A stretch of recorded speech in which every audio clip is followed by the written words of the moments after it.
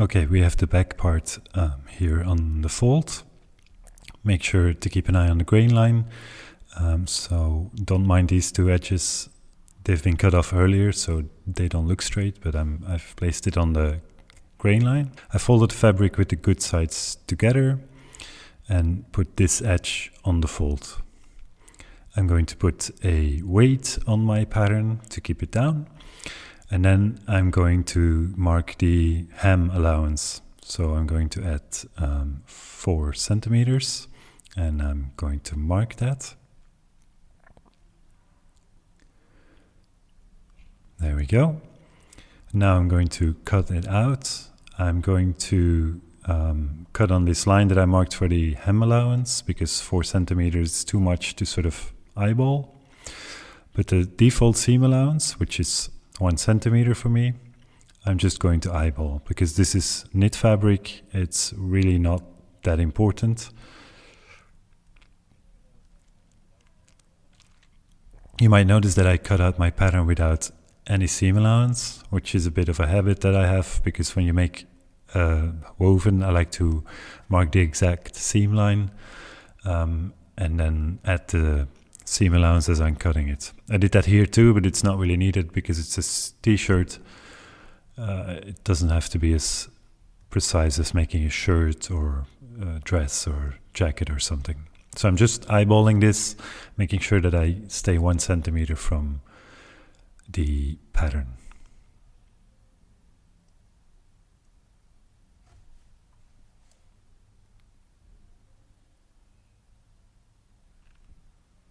There you go.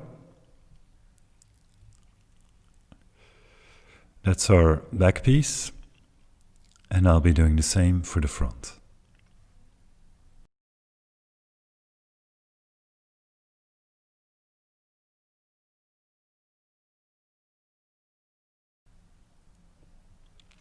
Okay, so that's our front piece. Once again, keep an eye on your grain line. You can see that where we cut off the hem, we are exactly aligned, so don't ignore these other slanted sides. Once again, I'm going to mark the hem allowance, and then I'm going to cut out the pattern part, and the rest of the standard seam allowance I will just eyeball.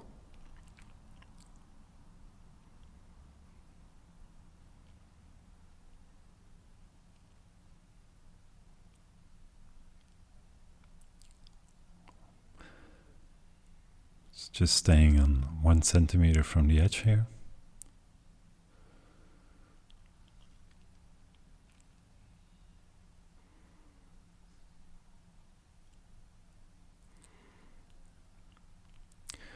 People in the US and Canada tend to use a bit more seam allowance because they use the imperial system, inches.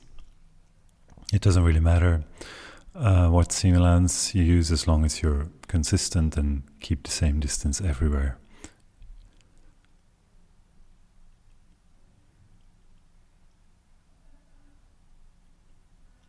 There we go. The front is also done,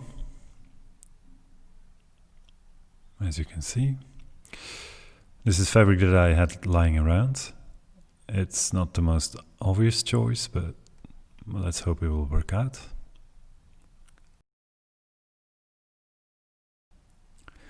Now we're going to do our sleeves.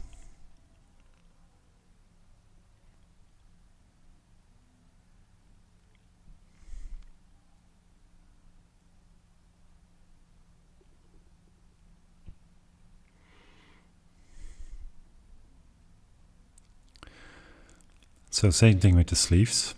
I'm going to mark 4 centimeter hem allowance. Just going to move this up a bit.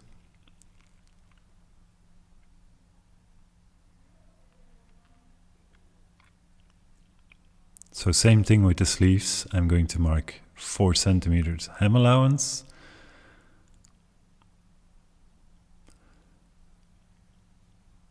Like this.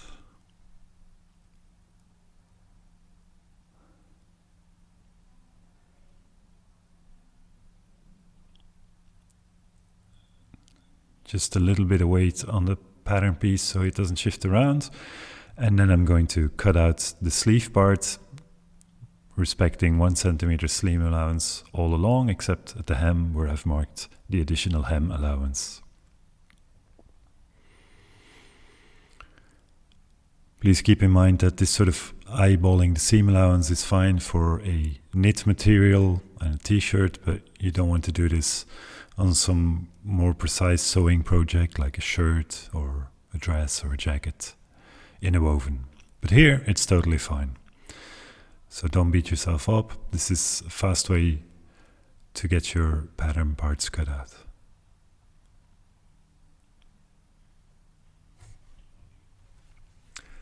Okay, now here's something important to pay attention to. You've cut out one sleeve. You want to make sure that the other sleeve is the mirror image. So you need to flip the pattern piece upside down. You don't want two identical sleeves, you want two that are mirror image of each other. Because this piece might look the same, but it's not actually a symmetric pattern piece, because the front of the sleeve is more curved than the back. The back is flatter. It's because the human shoulder is more to the front, so you need more curvature at the front of the sleeve cap to accommodate the movement. So one with the good side down, good side of the pattern piece, and then you flip it over for the other side. On some fabric you can place the sleeve upside down to be a bit more, to have less waste, but because these flowers have sort of like an up and down side, we can't do that. Let's start with our hem allowance once again.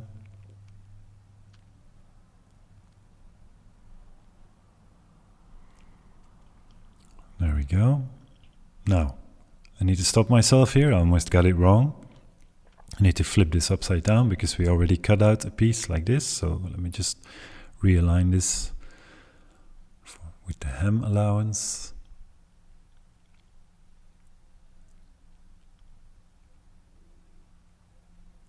Okay, so let's put some weight to keep it in place, and then we can cut out our second sleeve.